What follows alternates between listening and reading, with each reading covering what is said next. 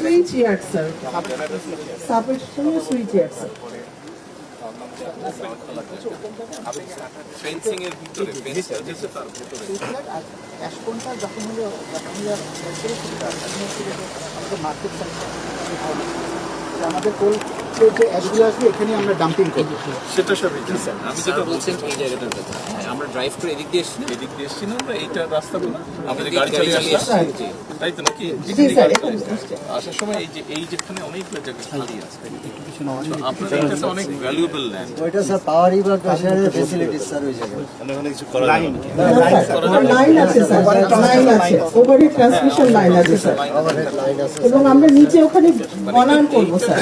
এই কাজটাকে যে এই দিক খালি জায়গাগুলো যে করা যাবে, কারণ এটা তো অনেক ভ্যালুয়েবল ল্যান্ড। স্যার এখানে আপনার অন্য আদার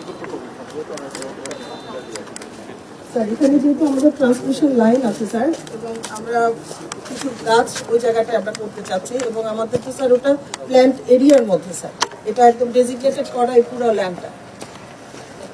এমনি স্যার থিওরিটিক্যালি তো স্যার এটা কোল বেস পাওয়ার প্ল্যান্ট করতে গেলে আপনাকে অ্যাশ পম্পটা থিওরিটিক্যালি আমাদের কোয়ালিটি ভালো ইনস্ট্যান্ট সেল হয়েছে। সো যেহেতু আমার একটা ডিজাইনের মধ্যে বাই ডিফল্ট অ্যাশ পম্পটা একটা প্রফেশন, তো যেহেতু এই মুহূর্তে আমার বিক্রি হচ্ছে, আমি এই জায়গাটা ফেলে না রেখে আমি স্যার এটা তাহলে মুভমেন্ট মুভ করতে পারি আমি মানে এই তো সমুদ্র নাকি? স্যার নদী স্যার এই যে স্যার এই পাশে যেটা কোহিনী এই যে আপনার এই যে যেটুকু যে এখানে যে যেটুকু স্যার এই যে আপনার যে বাসিটাই অয়েল ট্যাঙ্কার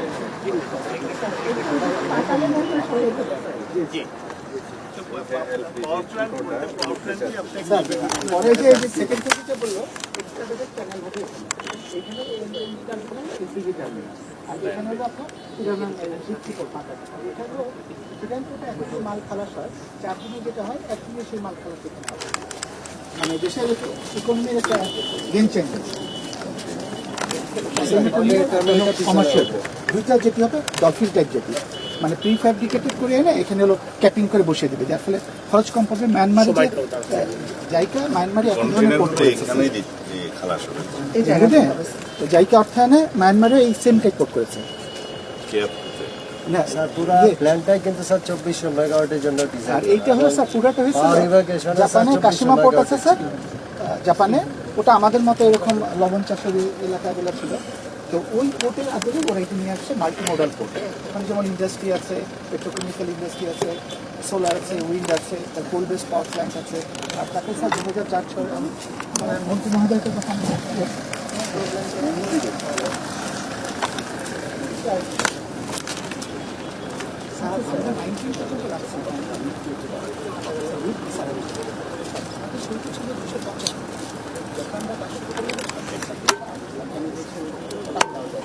ওরা তখন বললো যে 100 মিটার যদি আমি উইথ বাড়িয়ে দিই, তার লেন্থ আমার সেমি আছে 14.3 কিলোমিটার, ডেপথ তো আমার ঠিক আছে। আর আপনি স্যার যেটা বললেন যে আমরা যদি 19-এ যাই, ধরেন আমার এখানে ডিজাইন করা আছে হলো 80,000 মেট্রিক টনে, তখন কিন্তু আমি 1,20,000 মেট্রিক টনে নিয়ে আসবো with the passage of time. এবং আমরা করি যে যদি একবারে বেশি ড্রেজিং করে ফেলি, যেমন SPM এর যে পাইপলাইনকে নিয়ে গেছি এটা কিন্তু 22 মিটার নিচে নিয়ে গেছে। আর স্যার ওই যে আপনি জিজ্ঞেস করেছিলেন ওই যে ট্যাঙ্কার দেখা যাচ্ছে SPM এর ট্যাঙ্কার, কিন্তু এখন হলো আমরা স্ট্রাকচার করেছি কিন্তু রু আসে না, রু আনা দরকার স্যার, এটা ফাংশনাল করার জন্য। আর এইটা হলো আমার ফিউচারে স্যার এখানে হলো 1,20,000 মেট্রিক টনের আপনি শিপ আনতে পারবেন ইন ফেজে। না এটা তো স্যার এই জায়গাটাই স্যার আমরা এখন তো আমরা সোলারটা অলরেডি আমাদের এই যে স্যার আমাদের সোলারের জায়গাটা এখানে বাড়িয়েছে স্যার এই জায়গাটা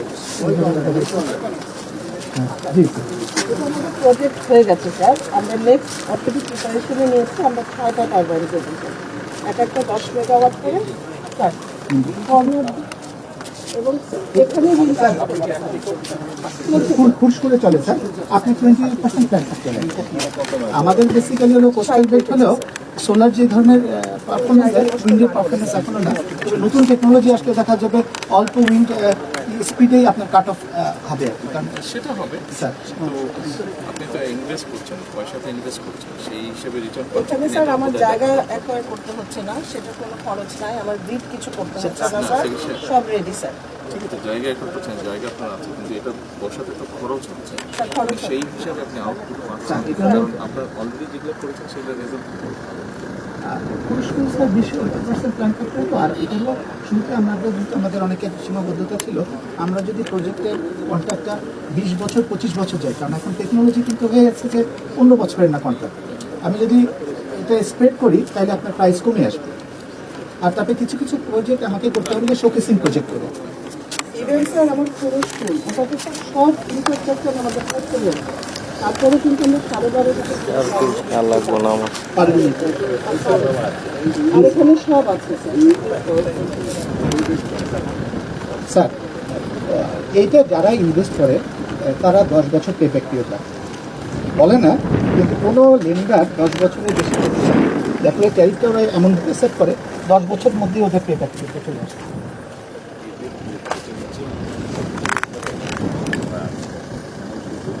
স্যার আপনি টারবাইনটা বসাবেন আর ব্লেডগুলো ইনস্টল করবেন। আর তারপরে এটা হলো শোকেসিং প্রজেক্ট হবে, এখানে যখন মাল্টিমোডাল বিভিন্ন ইন্ডাস্ট্রি আসবে, আমাদের যে মাল্টিমিক্স সব জায়গায় কোল বেস পাওয়ার প্ল্যান্টের সারাউন্ডিং সোলার উইন্ড করে এটা মিক্স মিক্স এনভায়রনমেন্টে নিয়ে আসে, ক্ষতিও করে, অন্যভাবে আমি আবার কার্বন ক্রেডিট আমি জেনে অপটিমাইজ করে ব্যালেন্স সাইকেলটা। একটা যদি পরিবেশ কোনো কারণে ন্যূনতম ক্ষতি করে, অন্য দুটো টেকনোলজির কারণে আমি আবার পরিবেশটা সংরক্ষণ করছি। সো এই কনসেপ্টে আমাদের যখন স্যার ফেজ 2টা হবে তখন আমাদের এখান থেকে স্যার যে বাই প্রোডাক্ট তৈরি হবে, এখানে কিন্তু আমাদের হাইড্রোজেনের একটা বড় সোর্স হবে। আমরা কিন্তু স্যার সোলার দিয়েও এই হাইড্রোজেনটাকে আমরা আবার মডিফাই করে আবার এই প্ল্যান্টে ইউজ করতে পারবো স্যার, কুলিং এর মানে কুলিংয়ের পারপাসে। এই জন্য আমরা পরের ফেজেই রেখেছি স্যার গ্রিন হাইড্রোজেনটা, যেটা আমাদের যখন এই দুটো ফাংশনাল হয়ে যাবে এবং সোলারটা ফাংশনাল হবে, আমাদের পিডিপিপি হয়ে গেছে স্যার, পিডিপিপি হয়ে গেছে, আমাদের প্ল্যানিং অ্যাসেট হয়েছে। কারণ এটা 100 টাকা খরচ করেছে করে আসবে, সব তো আর এটা করাই আছে। 50 টাকা খরচ কিন্তু হয়ে গেছে।